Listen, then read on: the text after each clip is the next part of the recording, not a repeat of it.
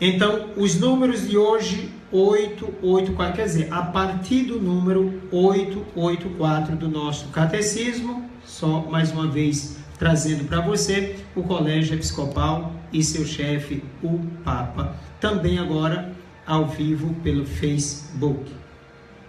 O Colégio dos Bispos exerce o poder sobre a Igreja inteira, de forma solene no Concílio Ecumênico. Então, uma forma soleníssima, claro, porque o que sai no Concílio Ecumênico, convidado pelo Papa, assuntos propostos pelo Papa e aprovados também pelo Papa, com a participação de toda a Igreja no mundo inteiro. Ecumênico aqui não quer dizer que de outras religiões. Ecumênico aqui quer dizer universal, né? A palavra ecumênico no sentido de universal. Não pode haver concílio ecumênico que, como tal, não seja aprovado ou ao menos reconhecido pelo sucessor de Pedro. É verdade? Senão vai ser uma coisa falsa. Então, o sucessor de Pedro ou está presente ou manda delegação, como já aconteceu no passado. Enquanto composto de muitos, este colégio exprime a variedade e a universalidade do povo de Deus. Daí porque se chama ecumênico. E enquanto unidos sob um chefe, exprime a unidade do rebanho de Cristo. Então tem o seu caráter universal e também o caráter de unidade. E podemos dizer também o caráter de fraternidade. Os bispos, individualmente, são o visível princípio e fundamento da unidade nas igrejas particulares. Claro, nós temos o Papa no mundo inteiro e cada bispo na sua diocese. Essa pequena porção do povo de Deus. Lembrando que ser Papa não é uma instituição à parte no sentido de um grau da ordem. O grau da ordem daqui é o episcopado. A gente tem o diaconato, presbiterato e o episcopado. A palavra Papa indica título, né, da função que ele tem, o ministério que ele tem. Como, por exemplo, nós temos aqui o nosso bispo, Dom Fernando, e é chamado de arcebispo. Por quê? Porque é o bispo de uma arquidiocese, ou arquidiocese principal, ou primeira. A palavra arcebispo ou arquidiocese vem de arque, do grego, significa princípio. Então, arce indica aqui um título, porque ele é bispo. Então, nós temos diácono, padre e bispo. O resto é título. Cardeal, papa, monsenhor, cônego, nem existe mais, né? Papa Francisco até tirou esses títulos aí de monsenhor e diácono. Pois bem, mas de diácono não, como é? De cônego. Então, você tem cônego e monsenhor, já não existe. Então, isso é título. Um padre com título de cônego, com título de monsenhor. Então, quando tem geralmente uma atividade importante, vai ser chamado de monsenhor, ou era antes, mas é padre do mesmo jeito. São títulos. Então, os bispos são, na sua diocese, esse princípio de unidade. Nessa qualidade, exercem a sua autoridade pastoral sobre a porção do povo de Deus que lhes foi confiada, ou que lhe foi confiada, assistido pelos presbíteros, no meu caso, são presbíteros, do grego, quer dizer ancião, aqui pelo aspecto mais da função, do aprendizado, do ensinamento que tem que fazer, etc., na sua paróquia. E também pelos diáconos. Todavia, como membros do Colégio Episcopal, cada um deles participa da solicitude por todas as igrejas. Solicitude esta que exercem primeiramente governando bem sua própria igreja como uma porção da igreja universal, contribuindo assim para o bem de todo o corpo místico, que é também o corpo das igrejas. Esta solicitude estender-se-á particularmente aos pobres, aos perseguidos por causa da fé, assim como aos missionários que atuam em toda a terra. As igrejas particulares, vizinhas e de cultura homogênea formam províncias eclesiásticas. Vamos dar um exemplo. Aqui em Pernambuco nós temos 10 dioceses, arquidiocese, e mais 9 dioceses no interior de Pernambuco. Ora, essas dioceses todas formam uma província aqui de Pernambuco.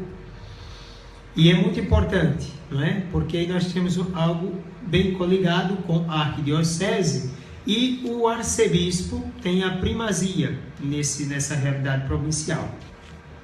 Os bispos desses conjuntos podem reunir-se em sínodos ou em concílios provinciais.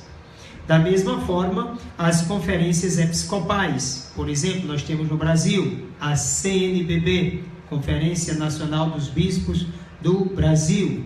É uma conferência. Nós temos as províncias, os sínodos provinciais, temos também a CNBB. Todos os anos os bispos se reúnem para repensar e reorganizar o andamento da igreja no seu país. Essas conferências episcopais podem, hoje em dia, contribuir com múltipla e fecunda força para que o espírito colegial se realize concretamente. Convém também dizer que a conferência não manda nos bispos nas suas dioceses, ok? Tem gente que pensa, e a CNBB, por que não faz isso, não faz aquilo, etc, etc, etc. A CNBB não é uma instituição que manda nos bispos, não é? É uma instituição dos bispos para repensarem esse andamento da igreja, mas cada bispo tem a sua atuação na sua porção do povo de Deus, na sua diocese. Então, isso é muito importante. Então, cabe muito bem para o dia de hoje repensar mais essa nossa ligação com a hierarquia da igreja. A hierarquia da igreja não é uma coisa inventada de qualquer jeito. É algo querido, institucionalizado para o bem de todo o povo de Deus. Então, estamos aí em comunhão com os nossos diáconos, nossos padres, nossos bispos, para fazer o bom andamento da fé, a boa vivência da fé, da nossa doutrina, da forma mais correta possível. Então, eu espero que cada um tome consciência disso. Por outro lado, convém lembrar que além daquela missão e responsabilidade do Papa, dos bispos, dos padres e diáconos, há também a sua responsabilidade quanto a duas coisas que são importantes. Quais são essas duas coisas? A fé e a moral da igreja. Então, o Papa é infalível enquanto ensina, né? A fé e a moral, enquanto é um testemunho dessa fé e dessa moral na igreja. Repito o que disse antes em outras formações, não é infalível quanto à sua pessoa pessoal, é um ser humano, é frágil como qualquer outro ser humano, mas ele precisa ter a cabeça de tal modo em Cristo que não possa errar nunca quanto à fé, quanto à moral da igreja, quando fala ex cátedra, da cadeira principal, quando fala realmente como Papa. Mas os bispos também, em suas dioceses. O padre também na paróquia. O padre não pode ensinar o que acha. Como também o diácono. Como também nenhum cristão. Nós não estamos numa realidade em que eu acho isso e ensino e passo para outra. Eu já expliquei aqui que não existe uma disciplina chamada axiologia. Nós ensinamos aquilo que Jesus Cristo quis que fosse ensinado. Então nós temos uma fé, nós temos uma moral, nós temos uma vida de igreja, uma tradição belíssima que deve ser colocada aí para todo mundo. Então, devemos entrar em sintonia com essa verdade sempre, para que uma vez imbuídos dessa mensagem de salvação, envolvidos de tal modo que sejamos configurados a ela, sejamos reflexos dessa verdade para todas as pessoas. Tomara Deus que essa realidade seja também a sua realidade. É isso que eu espero de você, você que me escuta e você que me vê. De você, Tereza Cristina, que colocou aqui parabéns para todos os padres, que Deus os abençoe.